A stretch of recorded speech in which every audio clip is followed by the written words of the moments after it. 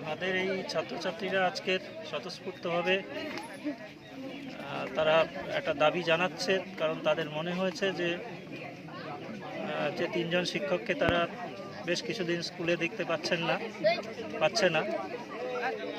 তো এই শিক্ষকরা অত্যন্ত যত্ন সহকারে ছাত্রছাত্রীদের প্রতি তাদের যে দায়বদ্ধতা পঠন পাঠন থেকে শুরু করে সব ক্ষেত্রেই, সেটা যে সেই ব্যাপারে যে তারা একদম যোগ্য ছিলেন, বিদ্যালয়ের ক্ষেত্রে তারা যে একেবারে প্রাসঙ্গিক ছিলেন, সেটা ছাত্রছাত্রীদের এই স্বতঃস্ফূর্ত এ থেকেই আমাদের কাছে পরিষ্কার হয়ে যাচ্ছে।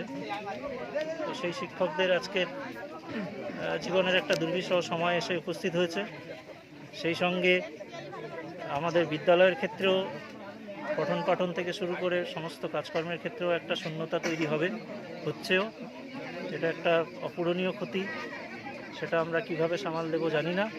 তবে আমরা সবাই চাই, ছাত্রছাত্রীদের মতো আমরাও সবাই চাই যে আমাদের সেই যোগ্য সহকর্মীরা তারা আবার তাদের ভালো সময় আসুক, তারা তাদের নিজেদের যে সম্মান গৌরব সেটা পুনরুদ্ধার হোক এবং তাদের সম্মানের জায়গায় মহিমায় ফিরে আসুক, বিদ্যালয় আরও এগিয়ে যাক, ছাত্রছাত্রীরা আরও এগিয়ে যাক।